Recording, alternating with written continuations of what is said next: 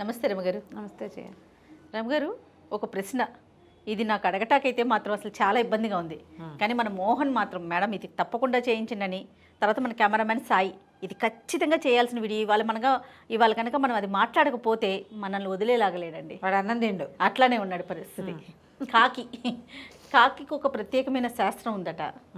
కాకి రోజు అరిస్తే ఏంటి, అది ఏం చేస్తే అరవకపోతే ఏంటి, అది ఏం చేస్తే ఏం జరుగుతుంది? అది స్పూన్ ఎత్తుకుపోతే ఏమవుతుంది, ఉగ్గుగిన ఎత్తుకుపోతే ఏమవుతుంది? హైదరాబాద్లో కాకులు ఉన్నాయా? లేవు రమ్మ గారు. మన విజయవాడ వెళ్ళండి, కాకులే కాకులు మనకి సూపర్. మేము మా చిట్టుగూడు వెళ్తే కాకుగోలకే మెలకు వస్తుంది. అవును, కాకులు కనిపించవు తక్కువ. చిన్నప్పుడు అనేవాళ్ళు చేయ. ఇప్పుడు కాకి శాస్త్రం, కాకి శకున శాస్త్రంలో కాకి ఒక ప్రత్యేకమైన ప్రాధాన్యత ఉంది. కనపడతాయి కొన్ని చోట్ల. కాకి పదే పదే అరుస్తుంది అనుకో, చుట్టాలు వస్తారని చెప్పేవాళ్ళు. అవును, ఆ కాకి పోదు, అలా కాక అంటూనే ఉంటుంది. దాన్ని తిండి పాపం మేము అనుకునేవాళ్ళం. చుట్టాలు వస్తారంటే మా అమ్మ అంటుండే, చుట్టాలు కదా ఏదైనా తింటాన్ని పడేయండి, దాన్ని అది పోతుందని. తింటాన్ని పడేస్తే అది మర్నాడు మళ్ళీ వచ్చి నుంచునేది అదే టైంకి, మళ్ళీ పెడతారని. అందుకని ఏమైనా తినేటప్పుడు అప్పచ్చలు గిప్పచ్చలు వేస్తే తీసుకుపోయేవి. కాకులకి ఏంటంటే కొంచెం భవిష్యత్తు తెలుస్తుందని ఒక మాట చెప్తారు. దాని లక్షణం అది అని. కాకి భవిష్యత్తు ఏం తెలుస్తుందో తెలీదో మనకి, కానీ ఏంటంటే వాయసు పిండం అని ఒకటి పెడతారు జయ. చనిపోయిన వాటి తద్దినాలప్పుడు వాయసు పిండం అంటే కాకి పెట్టే పిండం ఖచ్చితంగా అది శాస్త్రాల్లోనే ఉంది. కాబట్టి కాకి ఏదో పాత్ర ఉండే ఉంటుంది. ఇప్పుడు ఈ కాలంలో కాకులు అయిపోతున్నాయి పాప, కొన్ని చోట్ల అసలు ఉండను కూడా ఉండవు. ఇక్కడంతా పావురాలే కనిపిస్తాయి, పీజియన్స్. అవును, కాకులే కాకులే కనపడవు. ఒకవేళ ఉన్న పావురాలు కాకులు కొట్టుకుంటూ ఉంటాయి. అవును, కొంచెం ఊళ్ళ వైపు వెళ్తే మనకి కాకి కనిపిస్తుంది. కాకి ఎక్కువ బాగా అరిస్తే చుట్టాలు వస్తారు. మా చిన్నప్పుడు ఊళ్ళో రాణి అని ఉండేది. అది చిన్నప్పుడు వాళ్ళ అక్కయ్య రాలేదనుకో వారం 10 రోజుల దాకా, అది కాకమ్మ నీకు పెరుగన్న పెడతా, మాకు వస్తుందో రాదా చెప్పవా అని పిలిచేది. ఆ కాకిని పిలుస్తుండేది, వచ్చేది. అది మేము శివచింతకాయలు కోసుకోవడానికి వెళ్తుండేదాన్ని. వాళ్ళ ఇంటి వెనకాల పెద్ద శివచింతకాయలు చెట్టు ఉండేది. సీమతమ్మకాయ మీరేమంటారు? సీమతమ్మకాయ. ఆ సీమతమ్మకాయలు మేము శివచింతకాయ దాని పేరు. అవి చాలా ఇష్టం నాకు. అవి కోసుకోవడానికి వెళ్తే అది నేను ఆడుకుంటుండేవాళ్ళం. పెద్దదే నాకంటే, కానీ మా ఇద్దరికి కొంచెం కబుర్లు ఉండేవి. అది పిలుస్తుండేది కాకిని, కాకమ్మ పెరుగన్నం పెడతాను, ఒక ముద్ద పెడతా, ఇలా పిలిచేది అనమాట. మాకు వస్తుందో రాదో చూడని. అది అలా అడిగితే అది ఏం చెప్తుందో నాకు అర్థమై వచ్చేది కదా దాని తెలివేమిటో. ఇదేమిటో కాకిని పిలుస్తోంది అనుకునేవారా? కాకితో మాట్లాడుతోంది అనుకునేదాన్ని. ఇంటికెళ్ళి కాకితో మాట్లాడుతుందంటే మనకి ఎందుకే చుట్టాలు అని మా చిన్నకైనా తిడుతుండేది. మనకి చాలా ఉన్నవాళ్ళు అంతా ఇక్కడే ఉన్నాయి కదా. ఇప్పుడు అది అలాంటిది ఒక నమ్మకం ఊళ్ళల్లో ఖచ్చితంగా ఇది వరకు ఉండేది. అయితే ఎవరైనా మరణించినప్పుడు వాయసు పిండం పెడతారు. కాకులు ఆ పిండాన్ని తీసుకెళ్ళాలని. ఈ జీవుడికి ఏదైనా కోరిక ఉండిపోతే, ఏదైనా దోషం జరిగితే, వాళ్ళకి బాధగా ఆ జీవాత్మకి బాధ కలిగించే విషయం ఏదైనా ఈ విషయాలు జరిగితే, లేదా వాళ్ళకి ఏదైనా బెంగతో మరణిస్తే, వీళ్ళు వచ్చిన వాళ్ళందరూ ఒక మంచి మాట చెప్తే మేము బాగా చూసుకుంటామనో, మేము ఇంకేంటి పొరపాటు చేయమనో అని చెప్పేదాకా కాకి వచ్చి పిండాన్ని తీసుకెళ్ళదని చాలా గట్టిగా నమ్ముతారు. కాకి పిండం పెట్టడం, కాకి వాయసు పిండం వినుంటావుగా పేరు. ప్రతిరోజు అన్నం తినేటప్పుడు ఒక ముద్దని పెట్టడం, ఒక జీవికి ఆహారాన్ని ఇవ్వడం అనిపిస్తుంది. అయితే ఇవైనా శాస్త్రం ప్రకారం ఉన్నాయేమో. ఏమంటారంటే ఇంటి నడికొప్పు మీద కనుక వాళ్తే కాకి మేలు జరుగుతుంది. కాకులు వాలకుండా ఎలా ఉంటే అవి ఎక్కడో చోట నుంచోవాలి. నడికొప్పు మీద అంటే ఇప్పుడు మనకి నడికొప్పులు ఏమైనా అపార్ట్మెంట్లలో ఏమీ లేవు. ఇదివరకు ఇట్లా చూరిళ్ళు ఉండేవి, ఇట్లా పాకలు, ఈ పైకుండి పూరిళ్ళు, ఈ పైకుంటే ఈ కొప్పు మీద పై భాగాన అగ్రభాగాన ఉండేవి. వాళ్తే అక్కడ వీళ్ళకి మంచి జరుగుతుందని. ఆ కాకి వెళ్ళేటప్పుడు మనం ఎక్కడికైనా పని మీద వెళ్ళేటప్పుడు కుడివైపు వెళ్తే మంచిదని, ఎడమవైపు వెళ్తే మంచిది కాదని, అలాంటివి ఓకే శాస్త్రాలు ఉన్నాయి. అవి పైగా ఏంటంటే అవి ఒక కాకి 2 కాకులు దాని నోట్లోంచి ఒకటి ఆహారం అంటే తల్లి పిల్ల కనపడితే చాలా మంచిదని అలా చెప్తారు. జముడు కాకి అని ఒక ప్రత్యేకమైన కాకి ఒకటి ఉంది. ఈ కాకుల్లోనే జముడు కాకి అంటారు దాన్ని. దానికి వెనకాల భాగం ఇప్పుడు కాకి ఇట్లా నల్లగా ఉంటుంది, దానికి ఆ రెక్కల్లో ఒక రకమైన రస్ట్ కలర్ ఉంటుంది. ఎవరికైనా తెలుసా జముడు కాకి? తెలియదు, నాకైతే తెలియదు. మరి సాయి కూడా తెలియదు, పల్లెటూరైనా సరే నాకు తెలుసు. ఆ జముడు కాకి కనపడితే కోరిన కోరిక తీరుతుందని చెప్తారు. శుభం జముడు కాకి కనపడితే. మామూలుగా బొంతకాకి అలాంటి పేర్లు ఉంటాయి కదా.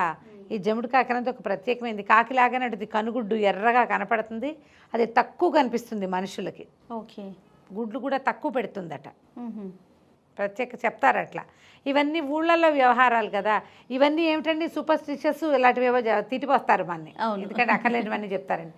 ఇందులో భయపడడానికి బెంగ పెట్టుకోవడానికి ఏమీ లేదు, నీకు నమ్మకం ఉంటే చేస్తావు అంతే. నువ్వు కాకో ముద్ద పెట్టు అంటే బాగానే ఉంది, మంచి విషయం కాదు. కాకులు వచ్చి బిస్కెట్లు తినే వీడియోలు కూడా కనపడుతుంటాయి ఫేస్బుక్లో. బిస్కెట్ పెడుతుంది ఆవిడ, రోజు వచ్చి ఆ కాకి ఎక్కడ కూర్చుంటుంది. నాకు తెలుసు, మేము కనుక అపచ్చలు వేస్తే ఎండాకాలం సాయంకాలం ఏవో ఒకటి చేసి పెట్టేవాళ్ళు మా వాళ్ళు. ఆ టైంకి వేస్తే ఎవ్రీడే ఆ టైంకి 3 or 4 వచ్చి కూర్చునేవి, పిల్లల చేతుల్లో కూడా పట్టుకుపోతుండేవి. అవును, కాకులు నేతి గిన్నెలు తీసుకెళ్ళిపోవటం, నేతి స్పూన్లు పట్టుకెళ్ళిపోతాయి, చెంచాలు పట్టుకెళ్ళిపోతాయి, సబ్బులు ముక్కును కరుచుకుని పట్టుకెళ్తాయి, తిన్నదు పెట్టదు, దానికి ఏం అవసరం ఉండదు, తీసుకెళ్ళి పక్క వాళ్ళ దొడ్లో బారేస్తూ ఉండేది. మా పెద్దనాన్నగారి దొడ్లో ఉంటుండేవి మా నేతి గిన్నెలని, బయటపడేస్తే నెయ్యి కోసం గిన్నె పట్టుకుపోయి, ఉగ్గు గిన్నెలు, చిట్టుపిల్లలు ఉగ్గు గిన్నెలు ఉంటాయి, ఉగ్గు గిన్నె పట్టుకెళ్ళిపోవటం. వాటికి ఏం ఉపయోగం ఏమీ లేదు. కొంతమంది మనుషులు అలా ఉంటారు, ఉపయోగం లేకపోయినా సరే వెధవ పనులు చేసేవాళ్ళు. వాళ్ళ సిగ్నిఫికెన్స్ కోసం కాకులు ఇట్లాంటి పనులు చేస్తాయి. చాలామంది అడుగుతారు జయ, నాకు ఒక ప్రశ్న కూడా అడిగారు 2-3 నన్ను, కాకి రెట్టేసింది ఏమైనా అయిపోతుందని. దాని దారిని అది పోతుంది, ఏదో పడుతుంది పైనుంచి, మనం ఏం చేస్తాము? అంతే కదా. పోనీ చెడు ఏం చేస్తావు? మనం కావాలని చేయించుకునేది కాదు కదా. జరగాల్సినవి అలాగే మన జీవితంలో కూడా ఏవో జరిగిపోతూ ఉంటాయి కదా, భయపడకూడదు అంతే. ఇక భగవంతుడికి దండం పెట్టుకోవాలి. ఏం చేయాలండి అని అడిగారు, దాని మీదే బోల్డ్ ప్రశ్నలు. గబ్బిలం ఇంట్లోకి వచ్చింది ఏమవుతుంది, కాకి పిల్ల ఇంట్లోకి వచ్చింది, కాకిగూడులోంచి పడిపోయింది, వాళ్ళ చెట్టు మీద ఒక కాకిగూడు ఉంది, అది కాస్త పడిపోయింది, కాకి పిల్ల కనపడింది, ఏం చేయాలి, ఏమిటో ఏదో అయిపోతుంది, ఏం అవదమ్మా. పోనీ నువ్వు బెంగ పెట్టుకున్నా భయపడినా జరగాల్సింది జరక్క మాందు అంతే. కాకపోతే ఒకటి ఉంది, పావురాలు గుడుగుడు గుడుగుడు అని శబ్దం చేస్తుంది, మంచిది కాదంటారు. కాకి కావు కావు అంటే మంచిదేనట, కానీ వినటానికి అస్సలు బాగా కర్ణ కఠోరంగా ఉంటుంది. కాకులు కాకి గోల అంటూ ఉంటాం, అదే జనరల్ పావురాయి గోల అనరు, కాకి గోల అంటాం. అదొకటే పనిగా అరుస్తుంది, శృతి స్థాయి భేదాలు ఉండవు, ఒకటే సౌండ్, అందుకని విసుగ్గా ఉంటుంది. కాకి ఎదురొచ్చిన అంటే మనం వెళ్తున్నప్పుడు అది మన ఎదురుగుండా ఎగురుకుంటూ వచ్చింది అనుకో, అది మంచిదంటారు. కాకి ఎదురొచ్చి అది మనకి కుడివైపుగా వెళ్ళిపోవాలన్నమాట, వెళ్తే మంచిది అని చెప్తారు. దీని మీద కావాలంటే ఇంటర్నెట్లో సెర్చ్ చేయండి, బోల్డ్ అని సమాచారం దొరుకుతుంది. వాటి మీద ఆలోచించి భయపడబోకండి, ఏమీ జరగదు. అది కూడా మనలాగే ఒక ప్రాణి, రకరకాల పక్షులతో పాటు హ్యూమన్ ఫ్రెండ్లీ పక్షి. అవును అవును. దాని దారిని అది ఉండకుండా జనాలు ఎక్కడెక్కడ ఉంటారో అక్కడ కాకులు నీళ్లు తాగుతున్నప్పుడు చూసినా కూడా మంచిదంటారు. మామూలు ఎండాకాలాలు గిన్నెలు బయటపడేస్తామా, ఆ గిన్నెల్లో నీళ్లు దాహానికి తాగుతూ ఉంటాయి. కాకులు తెలివిగల పక్షులుగా చెప్తారు, నీళ్లు పెట్టండి ఎక్కడైనా. ఓకే, కాకులు తిరుగుతున్నాయంటే ఒక కుండలో నీళ్ళు పెడితే, ఒక మట్టి పాత్ర ఇట్లా బౌల్ లాంటి దాంట్లో నీటి పాత్రలు పెడితే అది చాలా మంచిది. కాకి ఇవ్వటం వల్ల కాదు, ఒక జీవికి నీళ్ళు ఇవ్వటం వల్ల జరిగే మంచేదో అది మనకి జరుగుతుందమ్మా.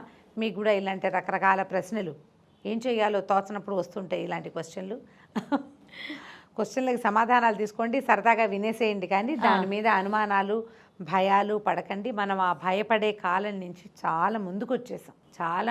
అవును రమ్మగారు, అవును. కాబట్టి ముందుకు వేయండి అడుగు, వెనకడుగులు వేయబోకండి, అనవసరమైన భయాలకి లోన్ కాబోకండి. అపశకునం అని అదని ఏమి అనుకోవద్దు, అంతే. శకునాలు ఉన్నాయి, అలాగే లేవు కూడా.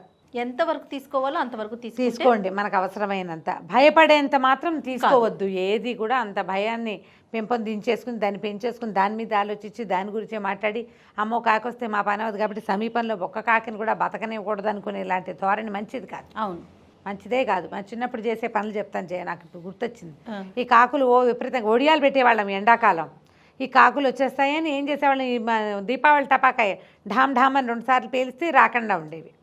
అక్కడి నుంచి అది ఉండేది పంగల్ కర్ర, క్యాటర్ బాలో ఏదో అంటారు అలాంటిది, ఆయన పేరు గుర్తు.